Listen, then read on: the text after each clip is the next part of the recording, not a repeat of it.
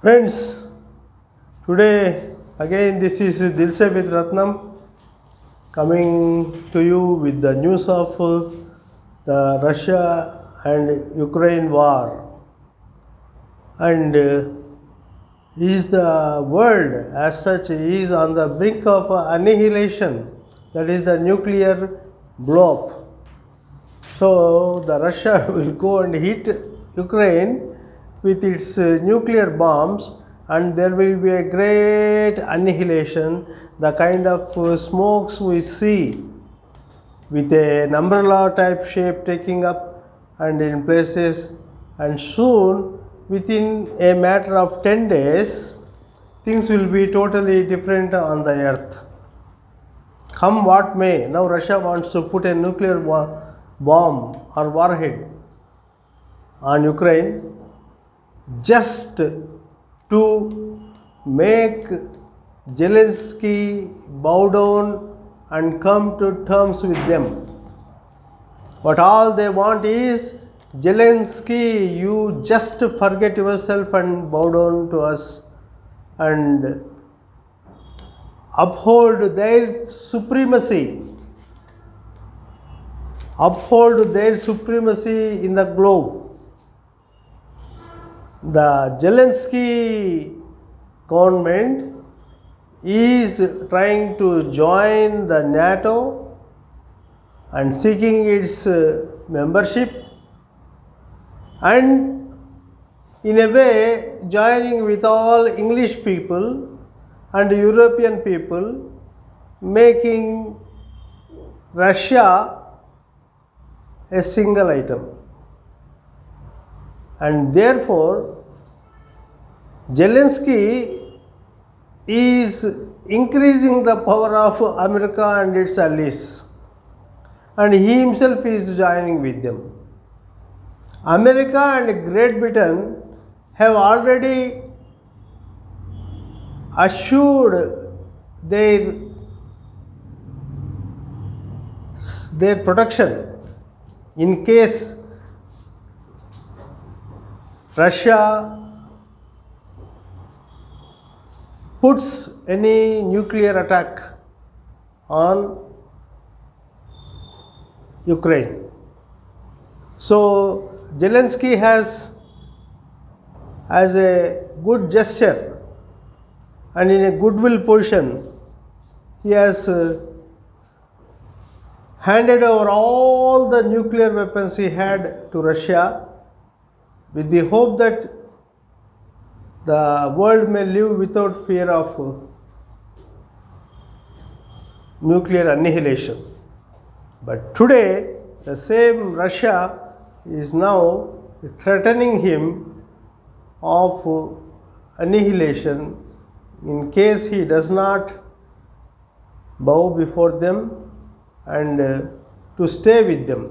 And the reason here we see, Ukraine may represent an existential crisis for Russia. Ukraine may represent an existential crisis for Russia. What does this mean? That is existential, ever present, ever present, ever present. The Ukraine government, the Zelensky government, is an existential crisis for Russia. Unless they remove Zelensky, Russia cannot sleep. And there will be no sleep for Russia and Putin. And that is very clearly you see. Ukraine may represent an existential crisis for Russia. We'll have to go deep into that. And again we see Russian troops march into breakaway Ukrainian regions. This is Zelensky, the actor, turned politician, and now the president of Ukraine. And above all, he is the Jew. He supports all Jewish actions, Jewish people, Jewish countries, and thereby the pro-Western, though they call it in a different way, the pro-Western country, Ukraine, is now an eyesore for Russia. Is an eyesore for Russia. So this is not a simple thing. The whole world, connected, unconnected, not at all connected countries are also worrying about it, because the way it may grow up and show up as inflation and several other factors leading to even the education of children of India who have gone there to pursue their medical degrees and have come down immediately, all of a sudden, abruptly. The fuel rates may go up. So many things can happen. But even then, Russia cannot sleep. It will sleep only when Zelensky bow down to them. And he is refusing to bow down to them. Now they have bombarded their nuclear reactors, and luckily they didn't do it. Though the sanctions of America and other European countries, including Germany, are very hard on them, they are unable to they are getting suffocated and unable to even breathe. Even Russians are also unable to breathe because the crisis is so deep and vertically hanging on their heads. If they just retreat and go back, Putin cannot find rest among his own people. Why at all he has initiated the war, and after initiating, retreating and going back will be an insult for him. So even if they go to Belarus, what they will do, they will, please Putin साहब आप ये war बंद कीजिए. So Zelensky says, no, you have initiated it, even you continue it till your death or my death. So if knowingly or unknowingly or foolishly, if Putin drops any bomb on Ukraine, all the countries, everyone will come and do it here. And here you see two great people and clubbing hands and fighting for Russia. This is Russia and China's imperium of resentment and grievance. Now they both are acting. They are together. And China has developed its own digital currency, yuan. It is safeguarding itself. But still, with India, Russia was an age-old friend, and China on the wall, it jumps this side and that side. But Russia was a great friend of India since long. But now things are different. Things are different because each day fundamentalism is growing up. What we see in Putin is nothing a fundamentalism that his own people, his own country, his own region should flourish and not others. His own blood people should continue. And in a sense, this is a war between Jews and others. Jews and others. So that is the summary in nutshell. Now I will just read some of the important things which we may see in the near days, and the papers which papers are reporting. So government value of Russia-Ukraine war effect on trade. So Nirmala Sitharaman and she says she has a lot of worries on this war. And just I read from here, you can see. The finance minister acknowledged the current geopolitical situation could impact the import of essentials such as edible oils and fertilizers. India is a big importer of phosphatic fertilizer from Russia, said Sitaraman. She was also worried about the exports to the region. We are rightly worried about what comes from there, but I am more worried about what is going to happen to our exporters who are doing very well, particularly the farm sector to the Ukraine and Russia. The minister said government would have a comprehensive impact assessment on major exports from India, including payments for shipments already made to the region. So ships have already gone and unloaded there. But what about the payment? When they will get? If the payment is not an issue, then how will these merchants will be suitably rewarded? So also the students they have gone to Ukraine to pursue medical degrees, and now what happens to the future of students? Future of Indian students coming back from Ukraine looks bleak. Future of Indian students coming back from Ukraine looks bleak. So what they should do, what the parents must do, what happens of their books? Have they carried back their books back to their home, or have they put their books there and come back here fleeing the worry of the war? And if they go again also to Ukraine, can they find their books in their rooms?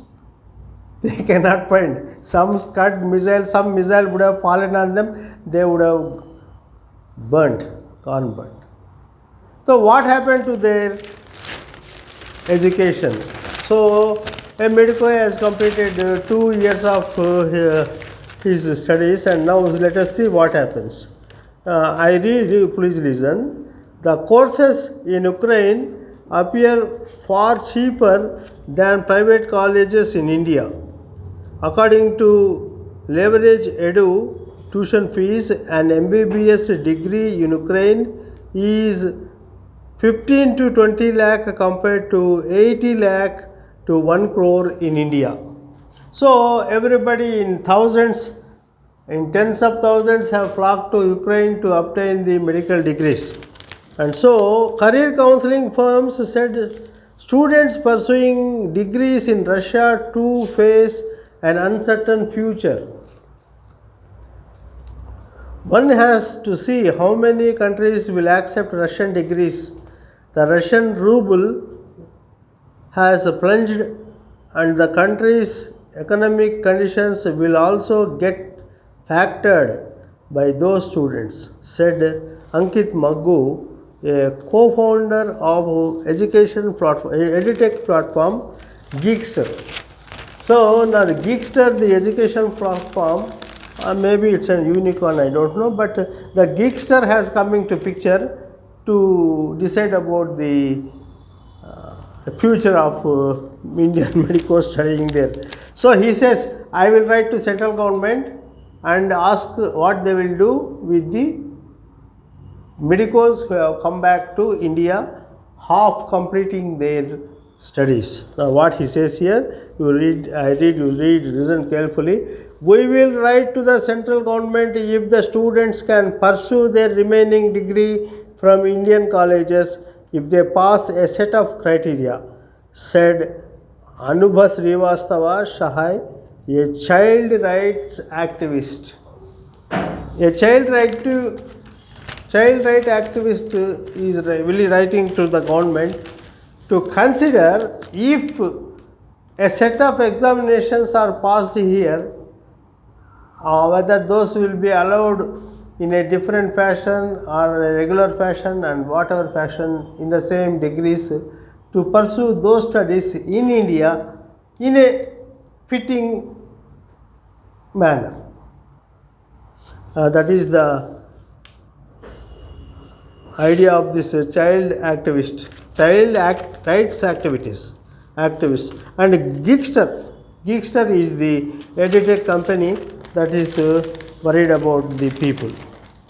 And one or two, and from, if we think the Russia, and there is this swift consequences of Russia's swift expulsion. Financial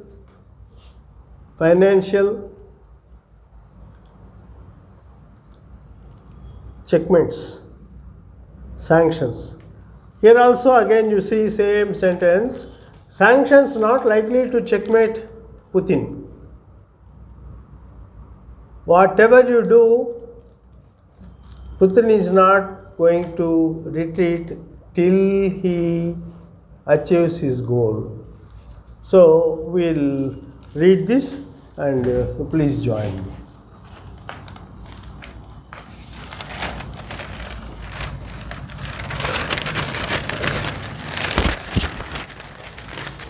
Consequences of Russia's swift expulsion. China can bypass SWIFT by putting its own equivalent into play, ending the dollar's hegemony in global payments. This is one idea.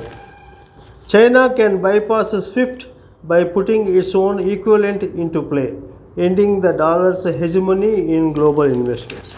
Even China is finding a route, and it is safeguarding its own interests. So the sanctions not likely to checkmate Putin. Expulsion from SWIFT will not halt Russia's payments, and the extent to which its forex reserves can be frozen is unclear.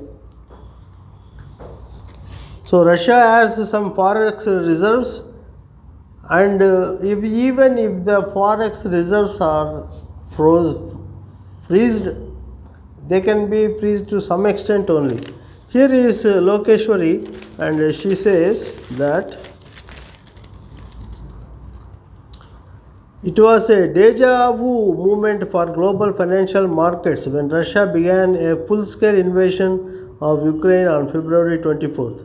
8 years ago, in the last week of February 2014, Russian troops had captured strategic locations across Crimea, leading to the installation of a pro-Russian government there. So they want a pro-Russian government in Ukraine, not a Western pro-government. Partial freeze of reserves. The more serious threat held out by the allies is the intention to impose restrictive measures on Russian central bank from using its foreign exchange reserves in ways that will undermine the impact of sanctions. The Economic EU Commission President has stated that this will prevent the central bank from financing Putin's war.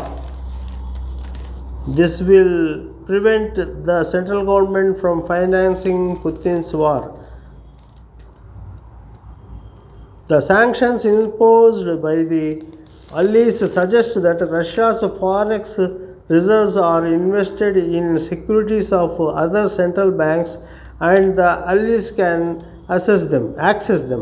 But this may not be so. The IMF guideline on reserve management do not specify that forex reserves have to be invested in sovereign bonds only.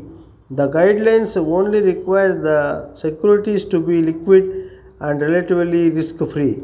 It is highly likely that Putin has learned a lesson from the US freeze of $7 billion of foreign exchange reserves of Afghanistan recently, and would have taken steps to secure his forex kitty, moving it away from the reach of other central banks. According to Bloomberg, Russia held just $4.4 billion worth of US Treasury securities towards the end of December 2021. It's likely that Putin has likewise reduced the holding of EU sovereign bonds. Another precaution that has been taken by Russia is to increase its gold holdings in forex reserves from $45 billion in 2015 to $132 billion currently. So, even with the forex reserves, can he finance the war? So, all countries are coming together to fight Russia and Putin financially also. But what will come out, we'll have to see. The SWIFT payments to Russia grind to a halt as sanctions tighten. Yeah, Russia-Ukraine war enters a brutal phase.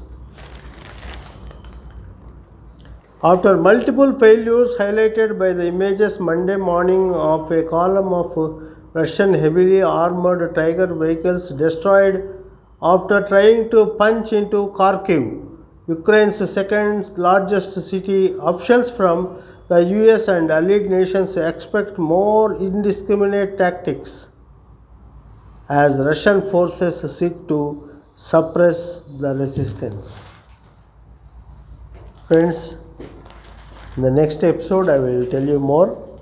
And I was just reading the main points highlighted by this war and the why people are warmongering. Why people are warmongering? They want to establish governments which are their servants. They don't want to any other government which is not submitting to their needs, demands. With this, friends, this is Dilse with Ratnam coming on different playlists, and the present playlist is War and Peace, Russia and Ukraine. Please subscribe my YouTube channel Dilse with Ratnam and learn more about war and other several topics such as IPO, derivatives, and many other things which will be financial instruments and financially useful and knowledgeable. Thank you. Thank you. Thank you. This is Dilse with Ratnam signing off for today. Bye.